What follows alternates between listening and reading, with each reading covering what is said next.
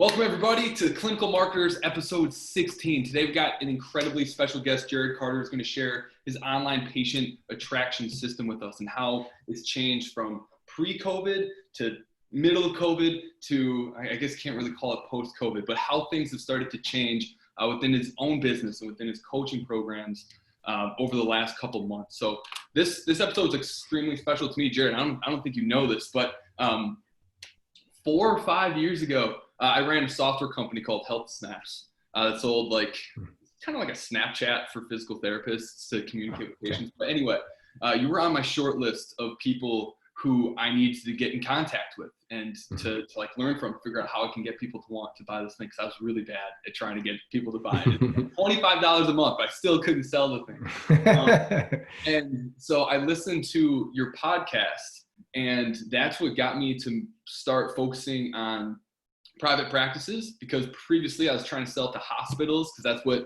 all my business accelerator programs were telling me to do, because that's where the big money is and that's all they cared about. So you actually were a huge part of my life that put me into the place where I am today. So I'm really cool to have you here. Awesome.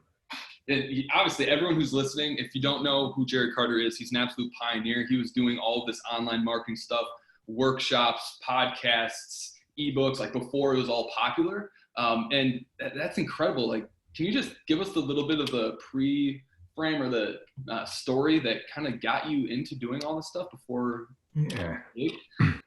Well, if we go back to kind of when it really, what really kind of sparked my interest in that side of things, I was, let's see here. I mean, I've always been kind of entrepreneurial. I've always had kind of side hustles, even when I was a little kid. Lemonade stands, selling candy bars. I used to sell air purifiers in college, and to bars with that needed air purifiers. And so, I mean, it just kind of, that trend has always been there. And then, and I think it was 2007-ish, right? And I didn't know it was right after the book came out, but the 4-Hour Workweek was written, by Tim Ferriss. And I read that and I was just intrigued with this idea of, creating freedom via passive income or semi-passive, this, at least just, not having to be in one space or one place to make money. And so I started to just look into different forms of online business, and didn't really dive deeply into any. I had some ideas and started working on some stuff. And at one point in my PT career, I had been working for an insurance-based company. Then I worked privately for this really wealthy couple, and that really opened my eyes to the amount of wealth and abundance that's actually out there and accessible. And someone who kind of grew up, living paycheck to paycheck, or that kind of a family, I realized that my mindset and view of money was very off, in view of abundance and what's possible for any given person, So that was a really great experience. And then I ended up working for a little over a year for a cash-based practice. And when I stopped there, I wasn't 100% sure if I was going to start my own practice, but I had some people reaching out and saying, "Hey, can we bring little Johnny over? Where are you now?" And so I was like, I'm just going to go for it. And knowing the difference between insurance-based and cash-based, I just was like, I can always go back and maybe take some insurance contracts, but I'm going to give it a go. And I went 100% cash pay, and it went really, really well. And that was 2010. So we're over just over the 10-year mark with that, with my private practice. But about a year or two into it, that's when I guess word was kind of getting out of what I was doing, and I was on some online forums and asking some questions, and they're like, "Wait a minute, you have 100% cash-based practice. How in the world did you do that?" It was just especially back then, it's just such a total paradigm shift. Hardly anyone was doing that. And so then the light went off, because for years I've been thinking what can I do online? What kind of online business can I have? And so that's when I was like, well, a lot of people are interested in this, and I figured out how to do it. So maybe I'll just start blogging about it. And then, the email list, after, a few months of that, I was like, well, I'm just going to write an ebook about this. That's what I see these other guys doing on these online business. I write an ebook, and then 9 months later, I had an ebook and launched it. It was my first launch. And I remember that, I kind of was just constantly studying how to do all this stuff. And on my first launch, I was like, I remember I made $750 or so in like 30 minutes, right? And I was just, literally popping a champagne bottle. We still have the picture of that. I still have the champagne cork, and I was like, dude, this is awesome, and so that was kind of what got me, the background of what got me into it. And then if I had to do it all over again, I would have actually done things very differently. I probably wouldn't have gone the route of an ebook, but it was fine. It still sells. It still helps people, and I've written another one since then on the Medicare and cash pay topic. But I probably would have gone a little, faster straight into in-depth courses and, mastermind coaching groups and things like that, which I've only gotten into more in the last few years. Kind of behind, at that point, a lot of people had kind of entered that space and actually, had courses and stuff before me, even though I was really the first on the scene teaching about, cash-based practice. But anyhow, that's kind of the backstory of how I got to it. And so I've been doing that for about 8+ years, along with my private practice. So running 2 businesses has been interesting, and especially now with stuff going on with kid, we have twins at home with medical issues, and then pandemic, and it's very interesting times, but we're making it through. We're making it work. Well, I gotta say, you are a freaking superhero for how you've managed to handle all this stuff and all of it from imploding. Thank you. That origin story, I think, is so freaking cool, because it starts in like the glory days of ebooks, when you can launch an ebook and make $750 off of it. That's it was cool. Like, wow, just unlock the that's secret. Like $1,500 an hour if the next 30 minutes would have been the same as the first. But I love that. What just, I don't want to focus too much on this, but just curious, what did you sell? Is there like a tripwire on that ebook, or did you sell the ebook itself? No, the ebook has always been $97, and I'm just from the start. It's just always been, $100 ebook, and I think, total sales in the last 8 years, it's probably done. I don't know the exact number, but it's probably in the 150 to 200K, revenue range. So not bad for a little self-published ebook, right? Right. Oh my God. It's like put your kids through school, Right. Right. Easily. Yeah. And for all the people that are like afraid to charge $97 for a telehealth visit, they should reevaluate what they think their time and their information is worth. That's incredible. I mean, if somebody could, wave a bloody chicken foot over your head and like take away 10 years of back pain, you'd pay thousands of dollars for that, for the result, right? And the thing that allows you to do, that result, what that allows you to do to enjoy your life with your family or whatever the case may be, like we're selling, the results of therapy, and whether it's telehealth or in person, if you can provide the same level of result via telehealth visit, you should charge the same, and yeah, I mean, that's my opinion. We charge a little less because in our case, we're very heavily manual therapy based practice, and having, not that that's the driving force of why it's less. It's just that we actually do feel like those who are coming into the clinic, they are getting faster results, higher level results. But that's not the case with every single patient, I should say. We've had some that have done so well with telehealth, and I thought certainly we're going to need to get them in for at least a hands-on, 1 or 2 treatments, but wasn't needed. So yeah, we're loving the telehealth thing, and we reopened doors to the clinic. We weren't forced to shut them, but I just, while I figured out like what is the true, risk here to my clients and to my staff, I just shut doors and waited for some more data. And then like maybe 6 to 8 weeks later, we reopened in a very, very safe way. And it's been really busy, actually, all the way through. And my big thing is we have to keep our foot on the gas with telehealth. I don't want to be like, okay, well, they're back in the clinic. I'm not, because I can't put my kids, I cannot take a risk of exposing my kids. It could, it could be the worst case scenario if they got it. So I still do telehealth on Wednesdays. I was always for years just doing patient care on Wednesdays, and staff was, doing the majority of it. But my opinion, and I would say this to anyone out there who implemented telehealth, got started with it, had some telehealth customers, but were able to reopen, and you're like, okay, sweet. We're going to just go fully back in the clinic. Don't give up on telehealth, and don't take your foot off the gas on keeping some established telehealth clients. And here's why. If we get a second wave of COVID, a really bad one, even if you were in a state where you weren't forced to shut your clinic doors, you might be in the future if it gets really bad. And even if you're not forced to shut your doors, it's going to be, if this really gets really bad again, and right now it's really, really terrible in Texas, but if that happens on a broad scale, and people are just literally scared to go to your clinic, you need to have that option. You need to have that option. And it's going to be a lot easier to go from, like, if you're starting a car and you're trying to get up to speed to 60 miles an hour, well, most of the energy and the effort to get you to 60 happens between, 0 and 25, right?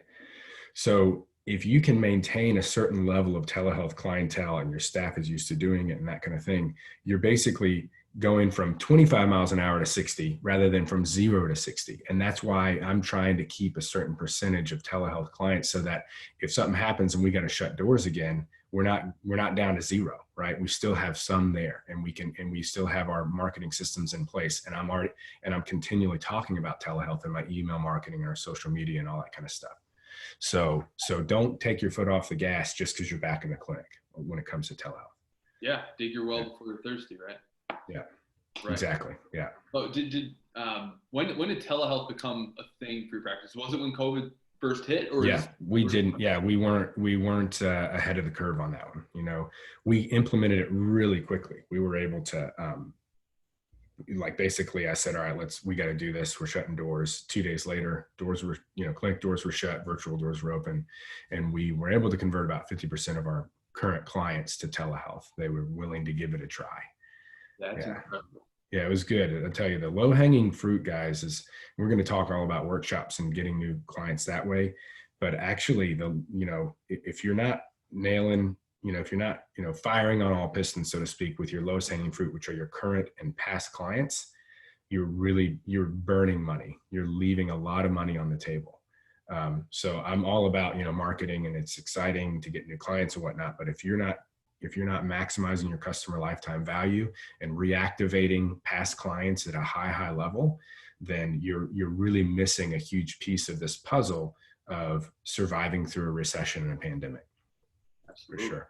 I was on Jerry Durham as a podcast guest a few weeks ago, and him and I were talking like what we're seeing, the difference between clinics that are really continuing to thrive during all this COVID stuff and not, are the ones that had really strong relationships with their existing customers, because once they discharge them, they don't just leave them alone. They kept following up with them, offering different things, and focused all their attention on the people they already had. And those are the ones that are staying open right now. So obviously people are afraid to come to a clinic that they don't know right now. Yeah, for sure.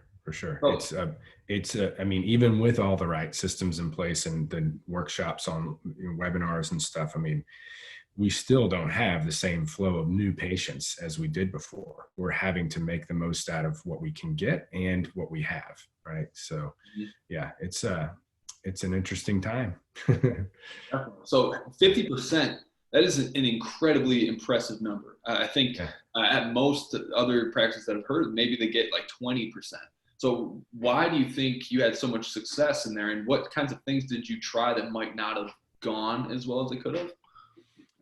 So when just to be clear, when we're talking about the 50%, we're talking about the conversion of established, plan of cares, patients and plan of cares, to saying, hey, we're closed, but we're going to continue on in the telehealth realm, right? We're going to keep you going. So about half of our clients said yes to that. And I think that, with the answer to most of the things, or most of the questions of what worked or what didn't work, comes before that moment of executing that thing that you're trying to analyze. And what I mean by that is, well, what you just mentioned, having a really established relationship with all your past clients that didn't just stop at discharge, that you had you'd continued to stay in front of them at a minimum with email and social media. And I'll admit, we have not been really strong with social media in the last couple of years as kind of the algorithms have changed and you really got to pay to play. And quite frankly, the clinic has been as busy as I've wanted it. And been really pushing for growth lately. So don't go to my social media channels and think at the moment you're going to see some major stuff. We're actually moving back into that. I'm looking for a social media intern right now, and we're going to double down back in social media and email marketing, way bigger than we have in the past, because of what I think is coming here soon. But looking at that conversion to telehealth, it really came down to having that conversation in person and teaching staff what to say, as well as making sure to get in front of them via email, as well as via text and on the phone. So anyone that said no initially was not just going to be like, okay, we're not going to badger you, right? But I do have you on a list, and we are going to call back in a week and check in and say, hey, last time we saw you in the clinic, you were at this level, like where are you at now? What's going on? Okay, so we lost a little bit of progress. I'll tell you what, as we've started doing these telehealth visits, and like you, we had our doubts because we're so hands-on, Mr. Jones. I get that, but we have been so pleasantly surprised at the results we're able to get by teaching people how to, grab a lacrosse ball, grab a Theracane, a foam roller, and reproduce much of what we do with our hands. And I really think, Mr. Jones, that we can not only get you back on track, but we can get you, all the way to that initial established goal of running 3 miles a day, 5 days a week. I know we can get you there. And now that we've been doing these telehealth, we're seeing these results. Why don't you give us a chance? Let's just try a session. If you don't like it, I'll leave you alone. Nice. There you go. Cool. And now I'll tell you, I'll point this out for those who didn't catch it. I included the initial goal, the reason that they said yes in the first place. If you're talking about pain levels all the time, you're not going to get a lot of people over the hump that way. But if you from the very first phone call, establish what is their pain or limitations actually keeping them from doing, and you make that your focus throughout the entire plan of care, now you're getting them to say yes to the next session. Because don't think just because you got them to say yes to the first session, you got them to say yes to all 10 that they need. Every single session is a cell of the next session. And so if you don't train your staff on that, you will have high drop-off rates, and you're going to have a hard time converting people to telehealth if you're just talking about pain levels and not really focusing them on why they said yes in the first place. Right. And then just, framing it, like I said, look, give it a chance. If you don't get the results you want, if you don't feel like it's worth every penny, no problem. I'll give you your money back. Let's try we did some compliment. That was another thing. Think about it. Those who said no, I told my staff, I was like, offer them a free session. If they say hard no, what do you think about a free session? Just give us a chance.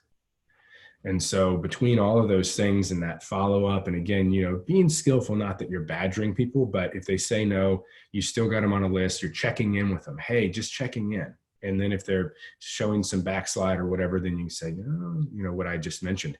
But the other part of it too is that reopening doors, the reason that we've been so busy is that we continued to follow up with those who did say no. And as soon as we opened doors, we had kept that relationship going. We're like, hey, we're back in the clinic. Now we know we can do it safely. And these are all the things we're doing. These are the things we're asking you to do to make sure, it's totally safe. And we immediately had a booked clinical schedule or in-clinic schedule as well. So really it's that multiple touch points and follow-up systems that you and your staff need to be, really, really tight on, is the way that we got that conversion to happen, and that we were immediately busy when we opened doors again. That's amazing. So do you have a a set number of times that you should follow up with people that say no, or are they just in infinite loop, just of touch points? Well, so again, it's like, this is a little different than say like a lead that called and was interested, but said, no, I want to use my insurance. Like, we're not going to call them every 2 weeks, but this situation was, they're saying no to telehealth, but we know if we keep that contact with them, we'll get them back in when we open doors again. So that was a little different. So with that, we were just every 2 weeks, basically, we were just calling. So everyone got probably 3 or 4 calls or even texts sometimes. Just, hey, just checking in. Just wanted to let you know we're thinking of you. Just little simple touch points, letting them know you're human, that you care about them, and that you're thinking of them. So that when you do have that offer, when you have the availability again, they're more likely to see us. So that was a different scenario. When it comes to, say, a patient that drops off schedule, we'll usually follow up with them 3 times. We'll have to be ignored 3 times, sometimes 4, before we say, all right, let's take them off our active follow-up sheet. So we have a Google spreadsheet. It's really cool. You can actually, it's a resource in my mastermind group. You can download it, but I can just kind of give you an idea of maybe how to reproduce it. So it's just a Google spreadsheet, and we have different tabs for different things. We got like our non-established patients, but leads that have come through the website or whatever. We got our ongoing patients, and then a few other tabs. And what is it called? It's an add-on. It's called an add-on. And you can do this little add-on to it that allows you to set a date reminder in a cell. So we have a patient that dropped off, right? And we have, different rows. We've got like first contact or first attempt, the date, any notes on what was said if we did contact them. And then we can say, all right, well, based on that conversation or lack of conversation, I want to follow up in 1 week. Or you know what? They said they're doing great. They don't want to come back in right now. Let's check in with them in 2 months. So you set that date, and then you're going to get an email with that add-on. It emails you on that date. And then you've got your notes. It sends you all the information in all their cells of that spreadsheet. So it's really a cool, free system that you can set up. But guys, the fortune really is in the follow-up. And so you get busy. If you don't have a system that automates it and reminds you in some way, you will lose a ton of money. I haven't been doing this the whole time that I had a practice. I started doing this just in the last couple of years. And right now, when you like, these are the times when you're going through a recession, if you're not maximizing the value of every single person that has said yes or said, hey, I'm interested, you're not going to make it, or you're going to really, really struggle. The people that, the practice owners that thrive, in the next 12 to 24 months are not just going to be great at marketing and getting telehealth clients or whatever. They're going to be the ones that maximize life, I'd say lifetime value, but specifically like your plan of care value with every patient. Right. And you're not selling them on stuff they don't need. I'm not saying don't, try to get in 2 more sessions past when they need to be discharged. I'm saying if they ain't dischargeable, they need to stay on that schedule, and you got to have multiple follow-up points to get them back on schedule. So sorry, I went off on that, but that was really good. I hate when I hear about my colleagues losing their businesses. It sucks. And that's why I've done a lot of what I've done in the last few months of really just immediately trying to get as much information out on telehealth, on workshops and ways to make it through all this, our new mastermind level, all that kind of stuff. Is we don't want to see our field just go down in flames, so anyhow. I'm seeing a lot of stuff with our students and our clients. A lot of them are definitely on the fringe of, they're not sure if they're going to be able to be open in October. So I think what you just said was so important, because we are going to go into the more tactical kind of stuff of how to get, keep your schedule busy. But those are things you have to do first. Like if you're at a position where you're relying on a marketing tactic to save you, you're in trouble, because these are the things that you have to have done first. And the average in healthcare for following up on a patient who, in private practice healthcare, for following up with a patient who didn't complete a plan of care is only 2 times. They'll call up 2 times before giving up. Yeah. That's insane. Yeah. That's insane. In any sales organization ever, they know that they have to follow up with someone at least 7 times before Mm-hmm. they are likely to get them on the phone. And it's I love that your system encourages people to not give up on them. A no doesn't necessarily mean no. It just means that they have questions that they haven't had answered quite yet. So Might be a not yet, and more of the automated follow-up part of it too is just like if you're not adding people to an email list and sending out regular emails, like that's a no-brainer, honestly. Now the content of those emails, typically from most practice owners is terrible. But just staying in someone's inbox, and just them seeing your name, even if they're not opening it up, it's better. It's gonna make it easier for you to reactivate clients. That was another big part of us making it through when we were only telehealth and the doors were closed, is the reactivation of past clients via the emails I was sending. We ran some promotions and stuff, and we got some people to try it out, and that really helped. It really, really helped. Yeah. Sorry, I got probably an ambulance or a fire truck coming by here in a second. We live right next to the medical college, so. Oh, nice. Okay. Yeah. So, but I think that totally lost my train of thought because that ambulance, but it's all right. Anyway, I think focusing on reactivating those people is absolutely key. Now, how exactly, besides just following up with them, what has been the lead driver of keeping your schedule busy? Has it been these workshops? Has it been something else? How have you been staying so busy? It's a combo of both of those things. So it's, as far as reactivation of past clients, both email, text, sometimes phone calls, and then the workshops. So the workshops not only bring in, we're doing them about every 2 or 3 weeks now. And when I should say online workshops, i.e. webinars, they're not only bringing in new clients, and every time I will, advertise these on social and via my email list, a lot of that's going in front of past clients. So they've really reactivated a lot of past clients, almost as many past clients as new clients from the workshops, surprisingly.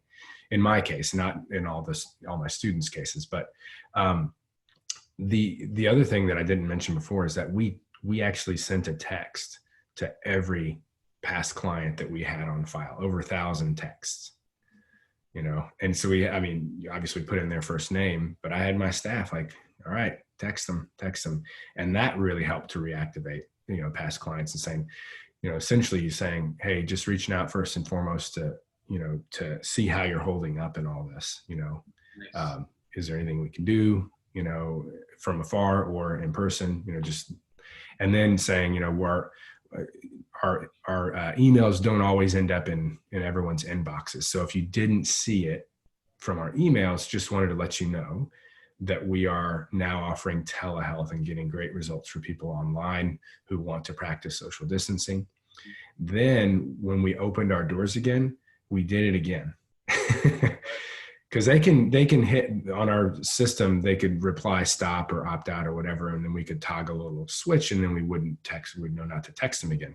Mm-hmm. So when we opened doors again, like 2 months later, we reached out and said, hey, in case you didn't see it, via email, we are now back in the clinic on a limited, very safe schedule. We're doing XYZ. If you've been dealing with anything and want to, get in, let us know. And then, immediately we had like probably 5 to 8 people from that tactic alone saying, yeah, I'm ready to come back. Or they hadn't been in a long time, and they're like, yeah, that sounds good. My back's been bothering me. We had one patient who came in because like, in the midst of all that, like how early on in the pandemic, a lot of people, like not entrepreneurs, but a lot of people with jobs that were just told to stay home, that couldn't do a ton. They were like just watching a lot of TV and sitting on the couch. So we actually had a patient that was like, man, all this Netflix binging is just killing my back. And so that was one of our telehealth patients. But yeah, so those touch points of reaching out, to past clients and everyone on our list was big. And then of course the online workshops were really, really big as well for helping to kind of keep us afloat during that only telehealth session. But it's really continued to work now that we're doing both. You can use those to bring people in. You can also use them to for telehealth clients as well. Now, when you're putting together these workshops, are these targeted towards past patients as well, or is that only for new prospects? It's for both. It's for anyone that wants to know. And the most common one I've been doing is the 5-minute stuck working from home back fix. Right. So it's just like a quick routine, mobility routine, and ergonomic kind of informational session. Yeah. To make sure that they've got, good home office setup and good, a good, very short but impactful mobility stretching kind of routine. And yeah, I mean, that's been the main one. And so I always email my past client list when we're going to do a new one. We're getting way less signups now than we were early on because they've been hearing, the same thing. So now we're actually getting into setting up Facebook ads to try to fill those workshops, because they're getting harder to fill through email and just organic social media. As you can imagine, you're going to burn out a list, and you're going to burn out. I mean, as you know so well, probably way better than I do, since it's kind of your focus, is that, Facebook is really a pay to play scenario now. It has been for a while. And so if you're focusing or utilizing only organic social media, you got to be a badass at it. You got to be really, really entertaining if you're going to actually be shown to more and more people rather than fewer and fewer. And there's just not a lot of people doing it in that way. As I mentioned before, we're going to try the second half of this year. We're going to do both paid, but a lot of organic social media too. So we'll see how it goes. I don't know. It's not easy, man. It's not easy. It's a full-time job. It is not easy. Yeah. So yeah, we're getting into ads now to start to, fill those workshops. But yeah, it's kind of, now that we're getting less past clients signing up for them, we're getting more of our leads from those that are new clients, that are, would be new, non-established patients. Yeah. Very nice. So when you're putting these workshops together, where do you start? And I guess what exactly is it that you're doing to get these people to show up to these things? Yeah. So the answer to that is kind of long, but as far as where you start, like I said before, the answer to most questions is actually before you would think. So really where you start is with thinking, what's my end goal for this? What is the offer that I ultimately want them to say yes to? Even if that's not the offer at the end of the webinar or during the webinar, what do I ultimately want them to sign up for? And that helps you then you reverse engineer that and say, well, am I going to offer that thing in the webinar? Or if not, if for the temperature of audience that you're going to have in the webinar, you might not want to try to sell them on a multi-$1,000 package of treatment, but you might be able to get them to say yes to a free consult or a $20 session or something like that. So you reverse engineer it back and say, this is what I ultimately want someone to say yes to. Well, that someone needs to be defined, and the content of what you're going to be teaching needs to be congruent with that offer, right? And so you reverse engineer it back and you say, all right, now I can very, very clearly define my target market, and then from that, very easily, not easily, but it's going to help guide me to know, all right, what is going to be the most attractive thing and needed thing for that audience, right? That is most likely to say yes to my longer term, ultimate offer. And so that's where you actually start, is defining your target market. And then you can get an idea of, well, what do they really need? What can I provide to them, in the form of a webinar that's not a full answer to that, but basically gives them enough information to establish that I am an expert that will help them to get to the ultimate goals that they have, right?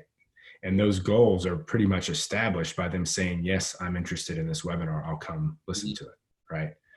So that sounded a little esoteric and reverse engineering, but that's ultimately how you get started, is defining your target market and deciding what would be most beneficial for them, but formulated in a way that they get enough of a taste that they want the next thing.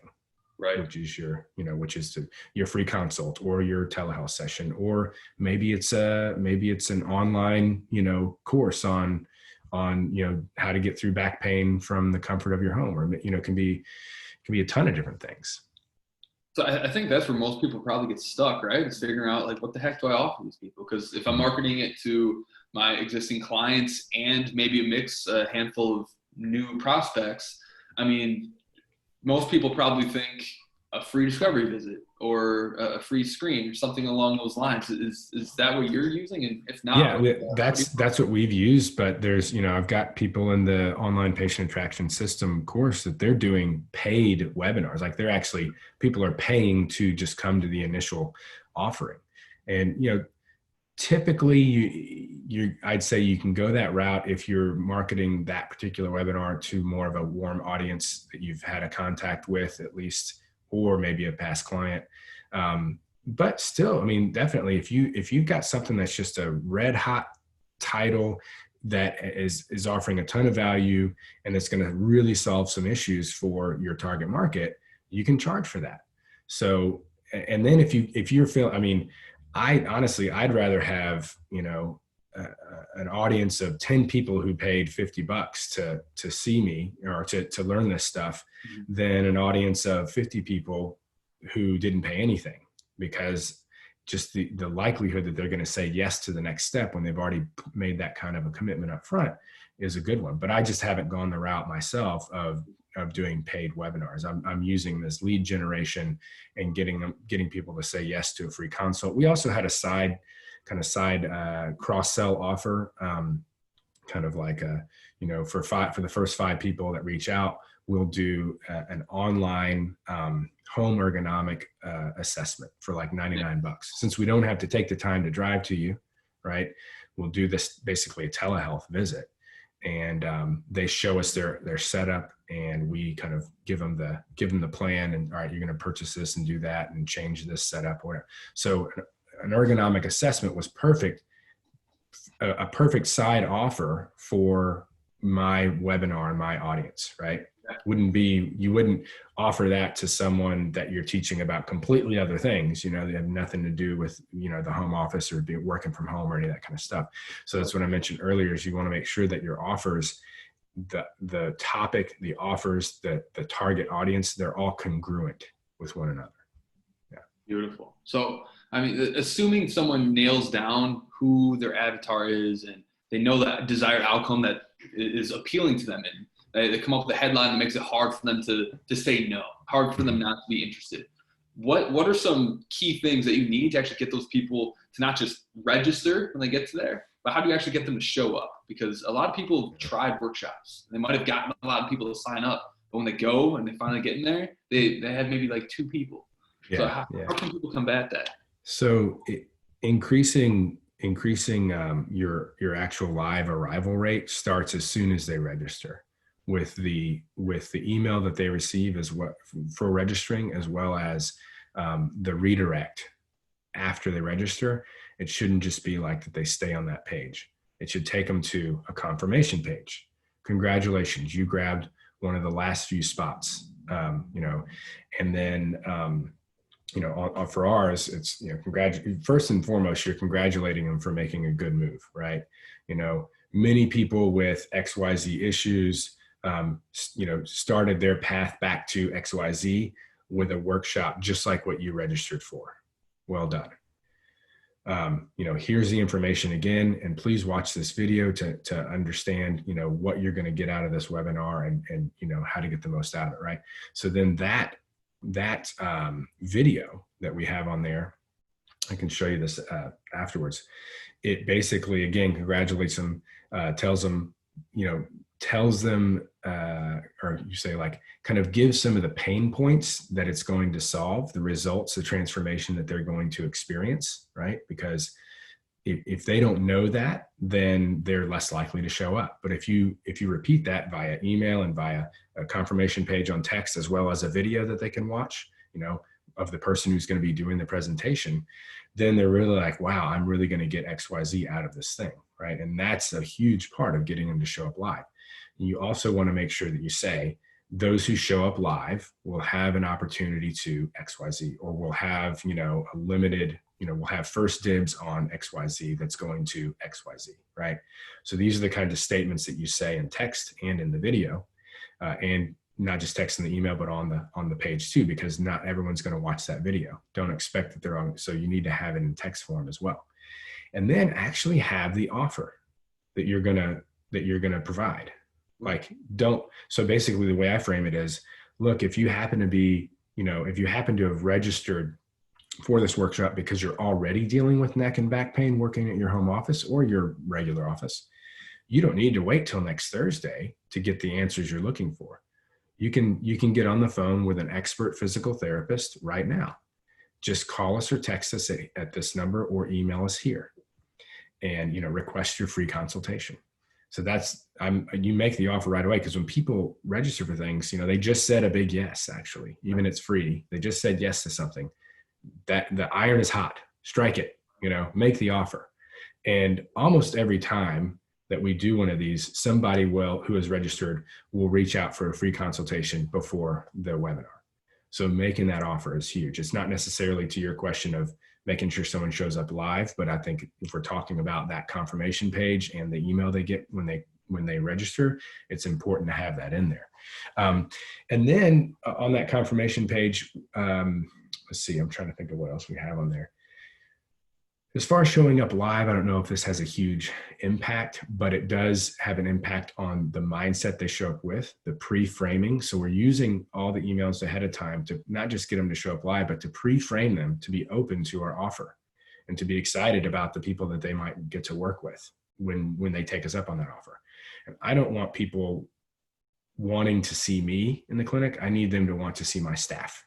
So my emails and on that confirmation page, it shows them my staff and talks them up. It gives them their profile and how great they are and a nice, attractive picture and all that kind of stuff, So I don't have really much of anything about me other than my credentials.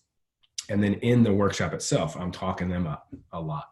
The examples that I use the patient examples always have to do with, either I co-treated somebody, that patient, or it was just someone else's patient.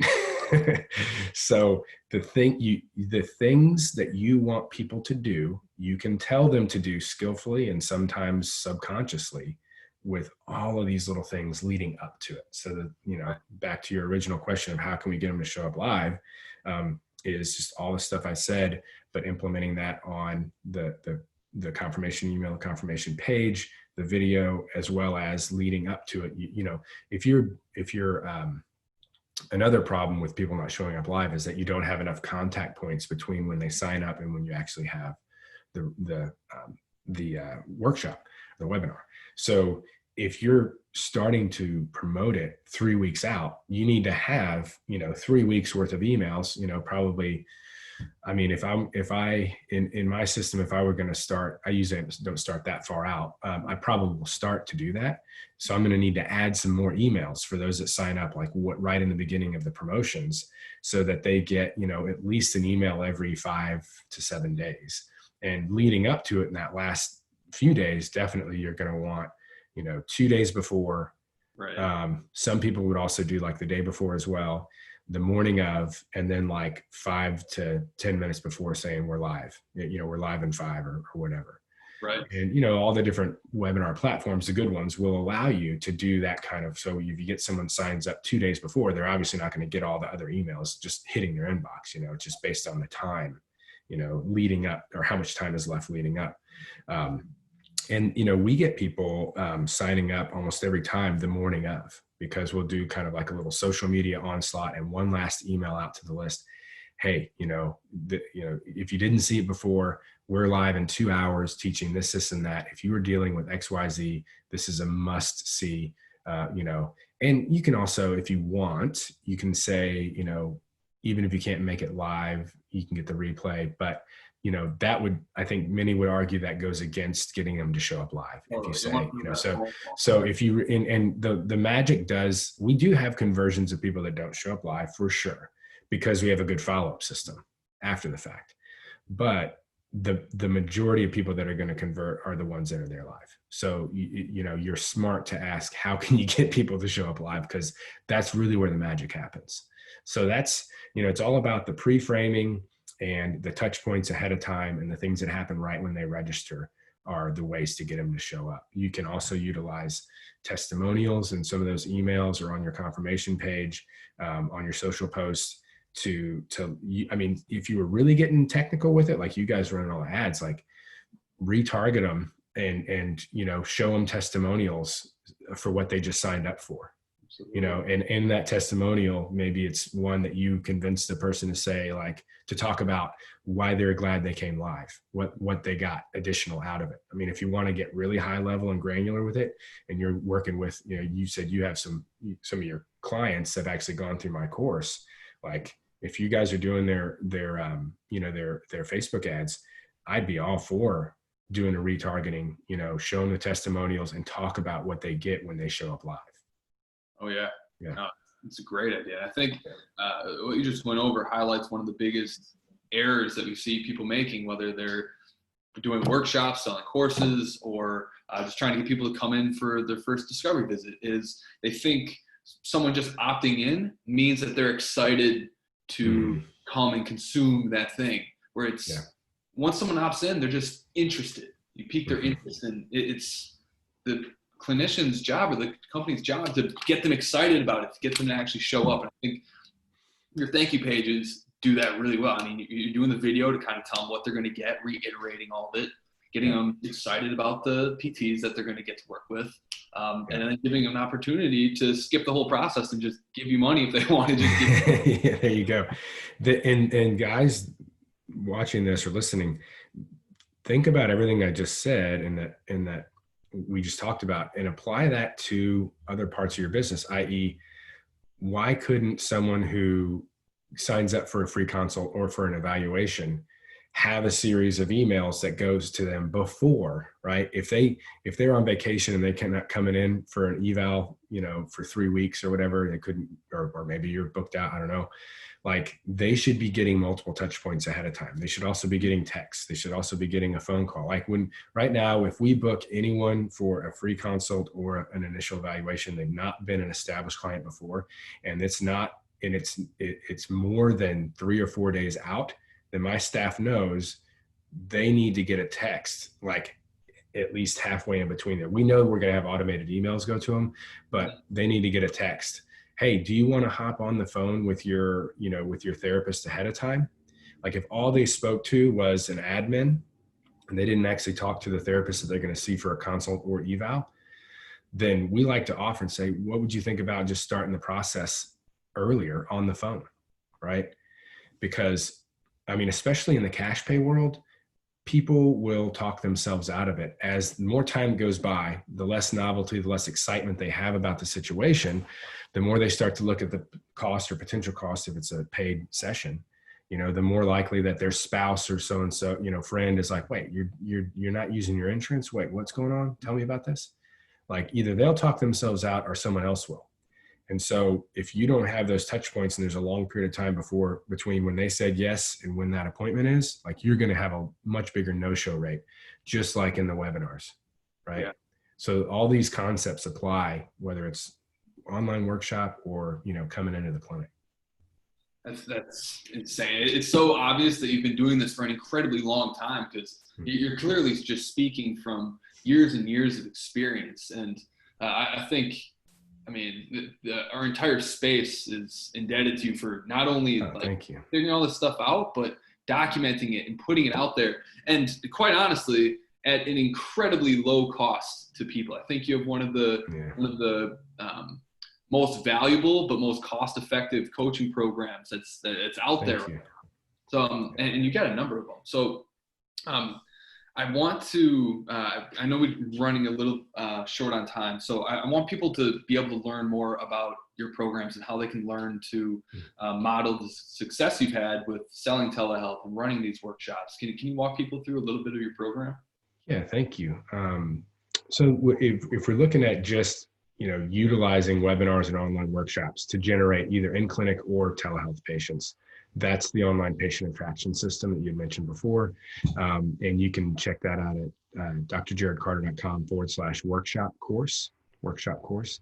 That'll give you all the information there. And we've, like you said, so in these times, we're not always as cheap or affordable as we are. But to me, like I said early on, this is not just, this is about helping our colleagues to make it through some really tough times, which I think are going to get actually much harder, believe it or not. I don't think that we have seen even 25% of the economic repercussions of what COVID has done, with business shutdowns and revenue losses, and even sales tax and the taxes that are being collected have dropped so much for every state. Like the storm is brewing. And so what we're doing now is we just launched a silver level of the mastermind, a new level of my mastermind coaching group that's less than $50 a month, so that as many people as possible can come in and start to recession proof their practice and get ahead of this thing before it really gets bad. So that is just my website, drjarodcarter.com/mastermind. You can check out the silver level and the gold level. Platinum, we only enroll in the fall, just for a few people. But the gold and silver, they're definitely different, but that silver is kind of an entry point if people, for whatever reason, feel like it's going to be enough for them, but they need some guidance. They don't have, a mentor, they don't have somebody or a group that is supportive of what they're trying to do. It's about as affordable, of an option that I can imagine out there. And, it really is set up to try and, bring as many people in the boat that we're in right now and make it through the storm, But, if you're interested just in using webinars to generate patients, then that's the workshop course. And that just, it's A to Z, it's every detail of what you need to do step by step to make those things happen. Yeah. And so programs are no joke. I've gotten to check some of them out because a lot of our clients have gone through your programs and they speak just volumes about how incredible they are. And the stuff that's in there, the fact that you can get it for just $47 is incredible, because I paid for programs that were upwards of like $5,000 to $8,000 that gave honestly like a tiny fraction of the amount of things that you're doing out there. So it's so clear that your intentions on this are incredibly pure, and you really mean the best to help everyone to get through this whole time. And it really does feel like we're kind of in the eye of the storm for all this COVID stuff. To me, it does too. And I just hope I'm wrong, but I just don't see how you can have, months of the majority of business, of the economic engine, either shut down or massively reduced, and not see, I don't care how much money they print or, to fund businesses and give loans, like that might kick the can down the road, but at some point it is going to have a major impact. And, businesses like ours, like we are going to have to be set up for in a lot of different ways in order to make it through that. If you want, I could just say a few things that like I'm already using in my practice or setting up my practice and teaching the mastermind group. We're going to continue to go through, but like, having creative new offers on both ends of the spectrum of people are freaked out and they're not going to say yes to initially, they're not going to say yes if they're a new client or new lead to, your full $200 an hour, PT session, but having like a micro offer, right? Something that maybe it's like, hey, $10 a month and you're going to get access to me through a private Facebook group, and just keep it like totally simple, and it'll be, you'll get 1 15-minute telehealth set, like some kind of micro offer. You can just do so many things with this, but a micro entry point for those who aren't ready to say yes to the big thing, but once you have worked with them for a bit, now they are, because ultimately it's about establishing a relationship with them as much as it is about the actual cost. Right. And as far as the decisions they're making, but then, there's going to be always people that they see recessions as opportunities. They've got a ton of money. They're not freaked out by them. They're looking for deals, and for those, you have a platinum offer, a $5,000 or $10,000 offer for an intensive few months with you. Every single day they get to come in. Let's say if you have a staff that only sees, in my case, like 6 or 7 patients a day is our max, because we spend an hour with each patient. So if I can sell, 2 platinum packages, which is the way we have it set up. It's going to be, I haven't started marketing it yet. I'm waiting till a little further, but it's going to be basically like 5 hours a week every day. If you got that thing you've been wanting to get rid of and get back to, you know, or get back to for years and years, like here's your chance. You know, if you've got the time, like we'll work with you intensively. We might partner with, you know, personal trainers as well, or other, you know, nutritional professionals, whatever. So you create these platinum offers that you get 1 or 2 people to say yes to. And it's a huge cash infusion that gives you more runway in a very tough time.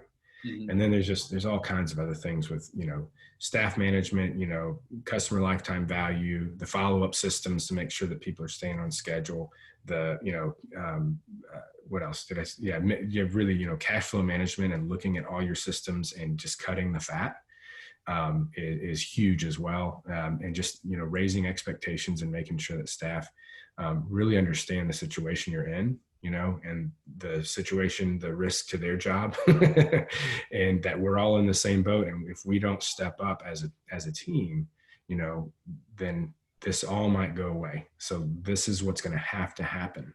And then on the marketing side of things, really just being badass with online marketing in the ways that you can easily get in front of people, or for me, it's going to be social media and email. I'm about to really ramp up on those I mentioned before. So all those things that I'm doing in my practice, we're already working on in the mastermind, and we'll continue to really ramp up in the next few months. So yeah, would love to have anyone come join us if they're worried about, you know, how they're going to make it through the next 12 months.